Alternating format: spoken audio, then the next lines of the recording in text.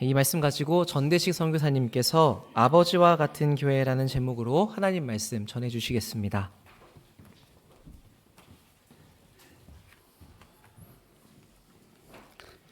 안녕하세요. 오랜만에 인사드리겠습니다. 코로나 전에 잠깐 봤으니까 그죠? 한 4, 5년 지난 것 같아요. 기도하겠습니다. 하나님, 오늘 이 자리에, 이 시간에, 이 장소에 함께 하심을 감사합니다. 하나님, 우리에게 말씀하시고 우리의 심령 속에 예수 그리스도의 십자가가 세워지기를 소망합니다. 주님 홀로 영광 받으시기를 원하오며 예수 그리스도 이름으로 기도하였습니다. 50주년 기념 주일, 이렇게 의미 있는 주일 예배에 저를 기억해 주시고 불러주셔서 감사합니다. 진심입니다.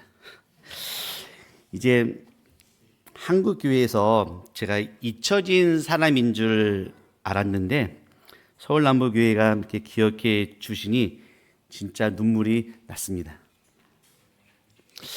연락받고 잠시 생각에 잠겼는데요. 25년 전 서울 남부교회에서 첫 사역을 시작하고 그 첫 사랑의 추억과 지금까지 함께 해주신 그 사랑이 영화처럼 이렇게 싹 지나가는 그런 것을 했고요. 그러고 보니까 서울 남부교회 50년 역사의 절반을 같이 했습니다. 별로 감동이 없으신 것 같아요. 어느덧 선교사 15년 차가 이제 되었는데요. 요즘 많이 고민하는 것 중에 하나가 이제는 좀 성적표를 받아들고 평가를 받고 싶은 마음이 있어요. 결과물이 무엇이고 무엇은 잘했고 어떤 것은 수정하면 좋을 것 같고 또 잘못한 것이 있으면 혼나기도 하고. 그런데 손에 들린 것은 성적표가 아니라 해야 할 과제만 잔뜩 받은 것 같은 그러한 느낌 혹시 아시나요? 숙제가 많은 거예요. 그래서 참 올해 참 무거운 마음으로 많이 지냈고요. 또 언제쯤 성적표를 받고 졸업은 아니더라도 다음 단계로 넘어갈 수 있을까 이렇게 고민하고 있는 이때에 또 교회에서 이렇게 불러주셔서 감사합니다. 교회 설립 50년을 달려오셨습니다. 서울 남부교회도 어쩌면 저와 같은 고민이 있지 않을까 생각을 합니다. 이제 우리 권순 목사님 은퇴하시고 또 새로운 담임 목사님이 이제 곧 오실 것 같은데 앞으로 50년을 달려갈 준비를 하셨나요? 100주년 기념주의를 드리는 우리 다음 세대가 지난 서울 남부교회 50년에 대해서 어떤 이야기를 할까요? 오늘 이 자리에서 교회 100주년을 고민하시는 여러분, 어쩌면 제가 이제 앞으로 선교사역 15년 했고 앞으로 하면 15년은 더 할 수가 이제 있는데 15년 더 하고 또 현지 2양을 또 준비하는 어쩌면 서울남부교회와 저와 이런 공통된 과제가 다음 세대를 준비하는 것이 아닐까 하는 그런 생각을 합니다. 우리 다음 세대가 하나님 나라의 가치를 계승하여 이 땅에 하나님의 나라를 이루어 나가는 것을 볼 때 연속성이 있을 때 우리 손에는 역사와 비전이라는 성적표를 받게 될 것입니다. 그러면 오늘 여러분과 저는 무엇을 준비해야 할까요? 오늘 본문에 한 가정이 있습니다. 아버지와 아들 둘의 이야기가 소개되어져 있는데요. 아마 명문가 부유한 가정 같습니다. 근데 이 둘째 아들이 아버지에게 자신의 분깃, 즉 자신에게 물려줄 유산을 달라라고 합니다. 이 말을 듣고 아버지는 둘째의 분깃을 줍니다. 그리고 재산을 나누어 달라고 하지도 않은 첫째에게도 똑같이 그의 분깃을 나누어 줍니다. 살아있는 아버지에게 재산을 나누어 달라고 하는 건 당시 문화로 해석을 하면 아버지를 죽은 자로 여기겠다고 하는 말과 똑같습니다. 살아있는 아버지를 죽은 자로 여기겠다는 둘째 아들, 뻔뻔스럽고 당당한 둘째 아들에게 아버지는 당시 법대로 돌로 쳐 죽여도 되지만 둘째의 의견과 생각을 존중하면서 인격적으로 반응합니다. 아버지가 무슨 마음으로 재산을 나누어 주었는지는 잘 알 수는 없습니다. 어쩌면 그 후반부에 아들을 기다리는 아버지의 모습을 가만히 보면 아버지는 어렴풋이 둘째 아들의 결과를 예측하고 있지 않았을까요? 그리고 그 결과까지 아버지는 안고 가고자 하는 모습을 우리는 살짝 엿볼 수 있습니다. 둘째는 짐을 정리해서 유산을 받고 짐을 정리해서 먼 나라로 떠나서 어느 마을에 정착합니다. 자신의 소신대로 살고 싶은 모양대로 허랑방탕하게 살아갑니다. 돈도 있겠다. 그죠?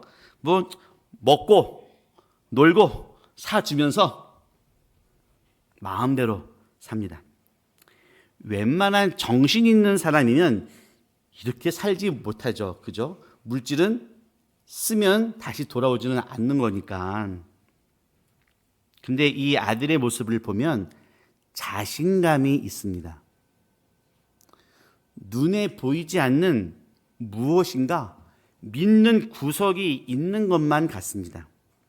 돈을 다 탕진합니다.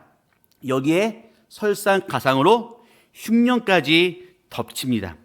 어느 사람에게 빌 붙어서 사는데 그 사람이 그를 들로 보내 돼지를 치게 합니다. 돼지와 함께 먹고 자고 생활합니다. 둘째는 인간이 아니라 돼지입니다. 돼지의 삶을 살아가는 둘째 아들입니다. 그러면 아버지는 무엇을 하고 있었을까요?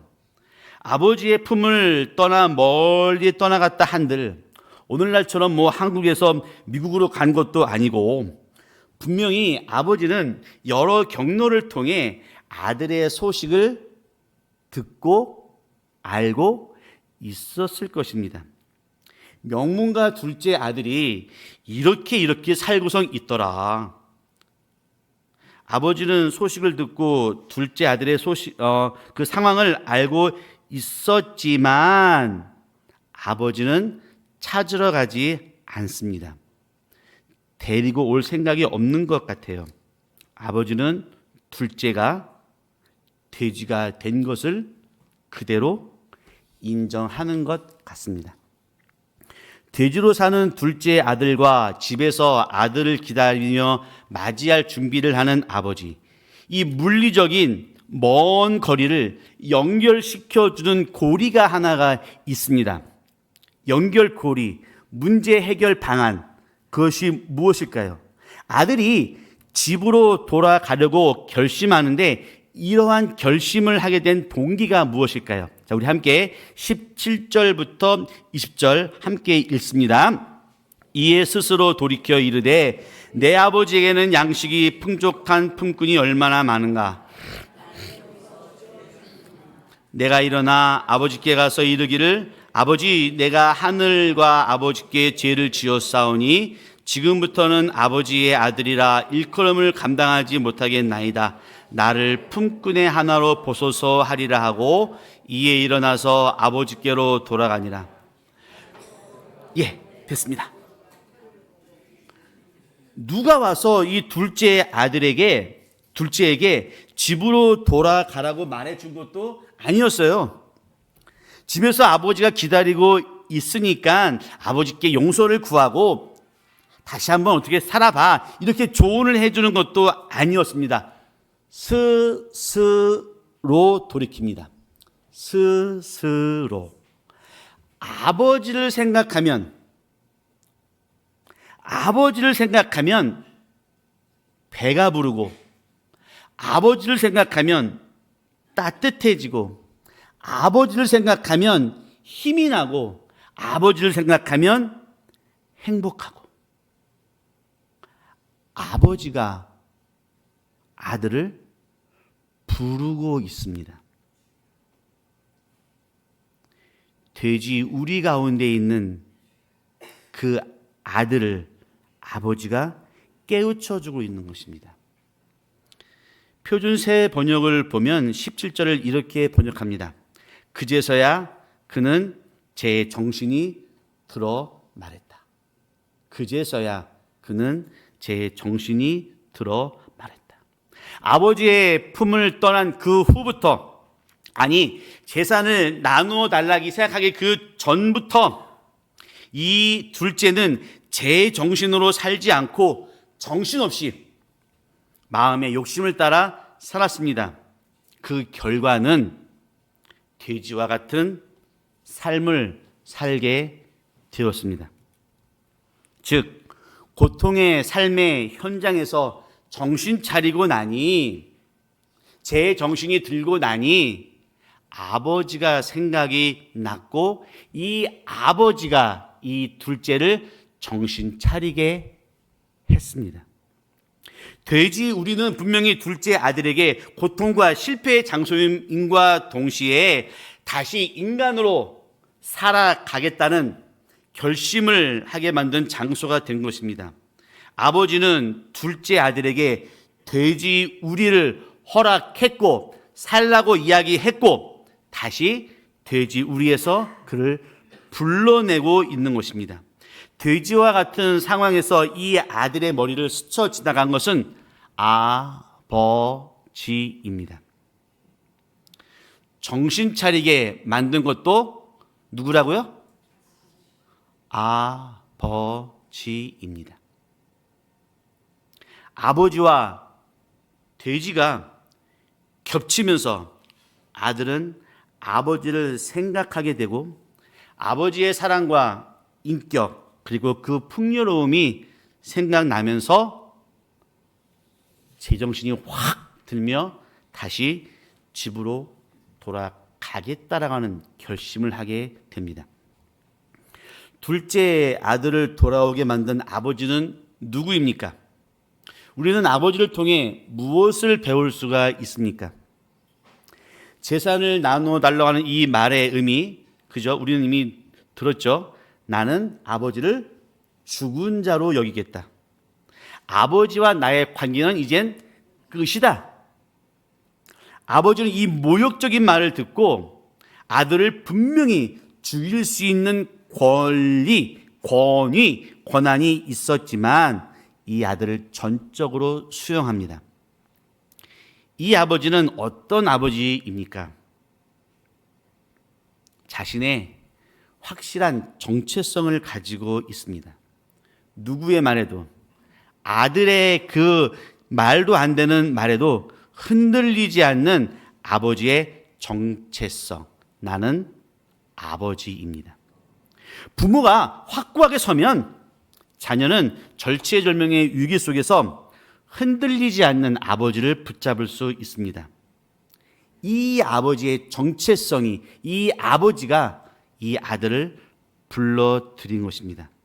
아버지는 둘째를 집을 나갈 수 있는 자신감이 있는 자로, 돼지우리에서도 생명을 끊지 않고 부지할 수 있는 희망을 꿈꾸는 자로, 자신은 아버지를 버렸지만 그 아버지는 자신을 버리지 않았다는 믿음을 가진, 돌아오는 용기를 가진 자로 아버지는 둘째를 양육하였습니다.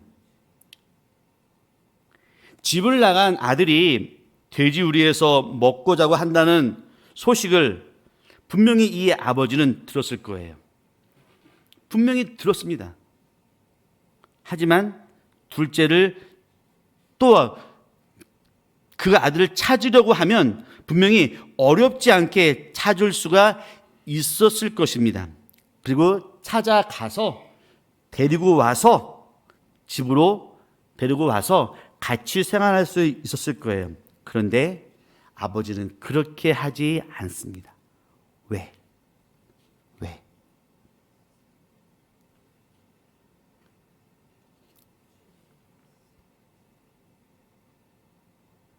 아버지는 둘째를 잘 알고 있었어요. 둘째가 참된 인생을 살아가려면 재산을 탕진하는 경험이 필요했습니다. 이 둘째는 돼지가 되는 경험이 필요하다고 하는 것을 아버지가 인식하고 있었고 그것을 인정을 함으로 말미암아 아버지는 둘째 아들이 참된 인생을 살아갈 기회의 시간, 스스로 돌이켜 돌아오는 시간, 정신을 차릴 수 있는 시간을 허락했습니다.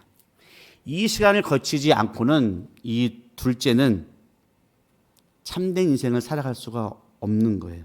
아버지가 아들을 데리고 올 수 있었지만 데리고 왔다라고 하면 분명히 이 둘째는 다시 집을 나갔을 거예요. 아버지는 아들이 돼지가 되었다는 소식을 듣고 과연 그 마음이 어떠했을까? 아마 정신이 바짝 들었을 거예요. 그리고 어쩌면 그때부터 다시 이 아들을 어떻게 받아줄까? 그것을 분명히 고민하였을 것입니다. 아버지는 아들이 돼지가 되는 그 고통의 시간 동안 그 아들을 받아들일 준비를 하고 있었고요. 그리고 다시 한번 아버지의 정체성을 고민하는, 또 한 번 고민하는 그러한 시간이 되었을 것입니다. 지난 2월 달에 저희 그 둘째가 조금 아팠어요. 파송교회에서 이제 13년 만에 저희 사역지를 방문을 했는데 이런저런 사역을 하고 있었는데요. 그때 둘째는 이제 학교에서 진행하는 이제 캠프에 참여하고 있었는데 캠프에서 문제가 발생을 했고 둘째가 아프고 정신이 불안정하기에 이 아이의 생명이 위험하고 학교는 이 아이를 케어하기가 안 되니까 지금 당장 캠프 장소에 와서 아이를 데리고 가라라고 하는 거예요. 라따나끼리에서 10시간을 달려가야 하는데 당장? 이건 말도 안 되는 소리잖아요. 파송교회가 왔기 때문에 아내와 저는 이제 둘 다 움직일 수 없는 상황이었고 얼추 설명을 들어보니 이제 제 성격 그죠? 아시잖아요. 화가 이만큼 올라오는 거예요. 머리 끝까지 화가 치밀어 올라서 너 자신 너 만나기만 해봐라. 내가 너 가만두나 보자. 근데 하여튼 뭐 학교에서 계속해서 이제 전화가 이제 오니까 어쩔 수 없이 이제 다른 선교사님한테 좀 부탁을 해서 그 아이를 이제 일단 빼냈어요.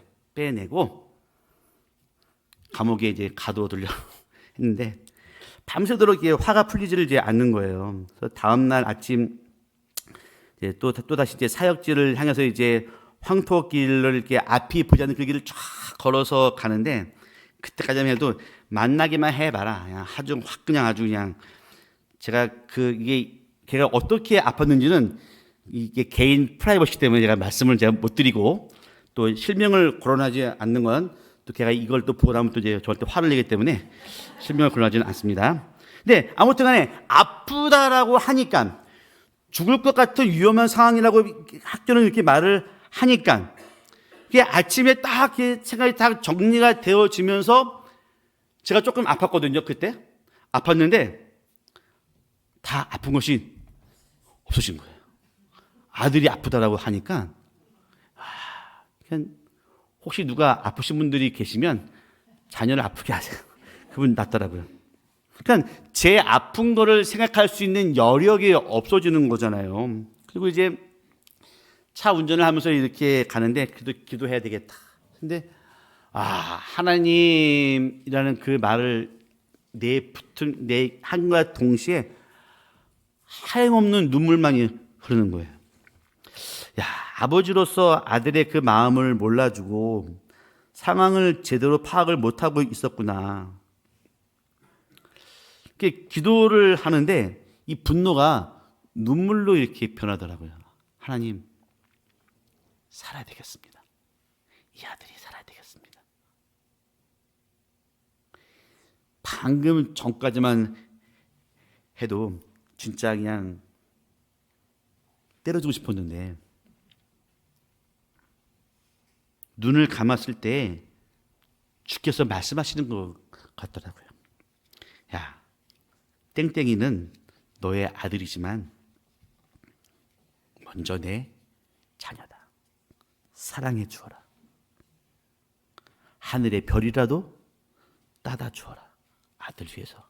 지금까지 아내를 위해서 한 번도 따다 준 적이 없는 저인데 아들을 위해서 따다 주라라고 이야기를 하더라고요. 말씀하시더라고요. 그러면서 십자가에서 내가 그를 위해 죽은 이유다.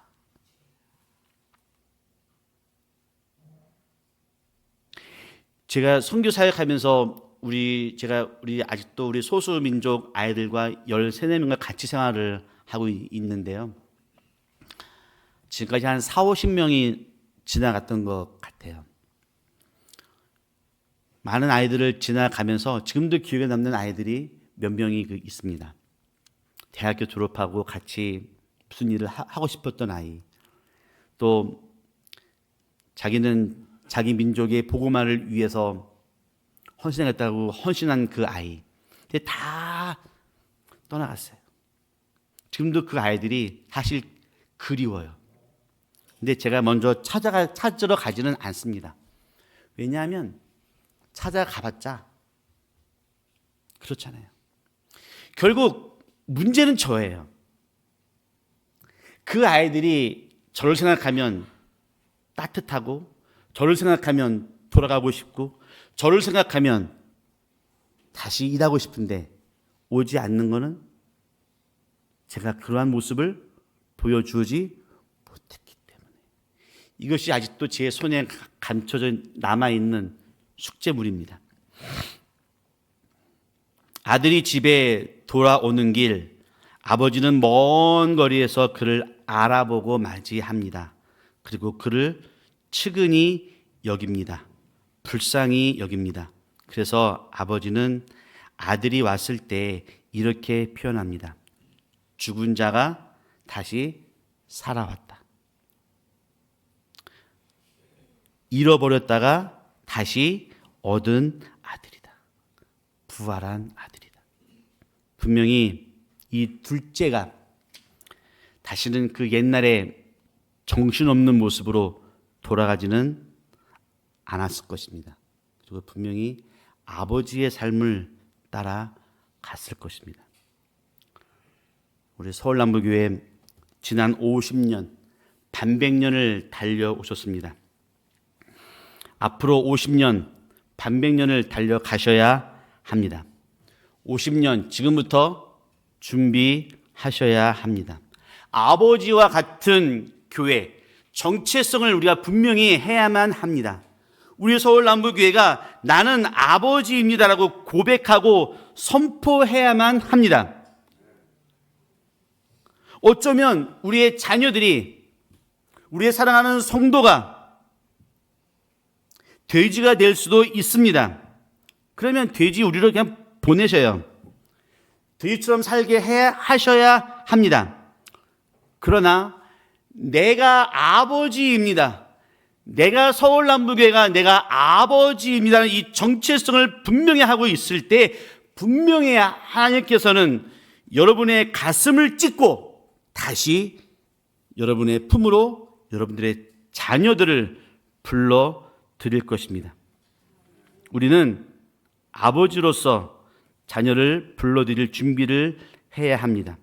우리도 똑같이 돼지와 함께 사는 고통과 인내의 시간을 보내야 하고, 그 아들이 그렇게 산다라고 하면 우리 아버지는 이 시간에 포용력을 넓히고 만들고 키워야 합니다. 나간 자식 돌아오는 거 결코 쉽지 않습니다. 내 등에 칼을 꽂은 아들 다시 내 아들로 받아들이는 것 쉽지 않습니다. 하지만 우리가 하나님 나라의 가치는 영혼의 가치에 있다는 것을 우리가 알게 되어진다고 하면 우리는 하나님의 잃어버린 자를 불러드려야 합니다.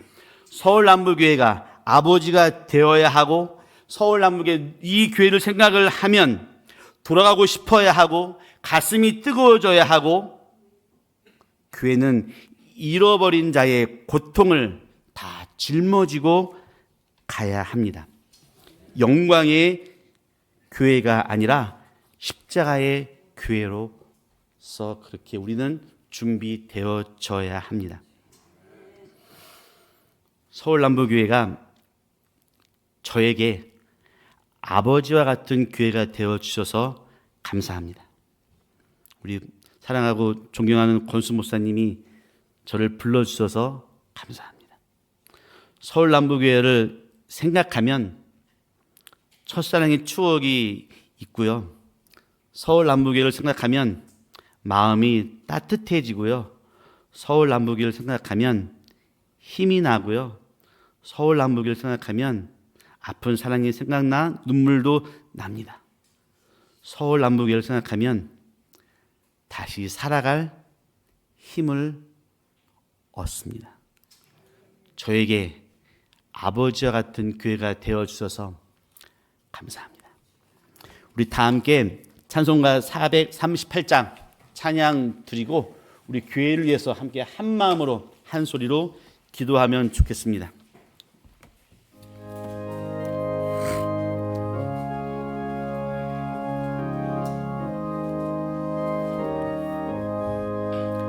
내 영혼이 은총 입어 중한 죄짐 먹고 보니 슬픔 많은 이 세상도 천국으로 허도다. 할렐루야 찬양하세. 내 모든 죄 받고 주 예수와 동행하니 그 어디나 하늘나라. 주의 얼굴 뵙기 전에 멀리 뵈던 하늘나라 내 마음속에 이루어지니 날로 날로 가깝도다. 할렐루야 할렐루야 찬양하세.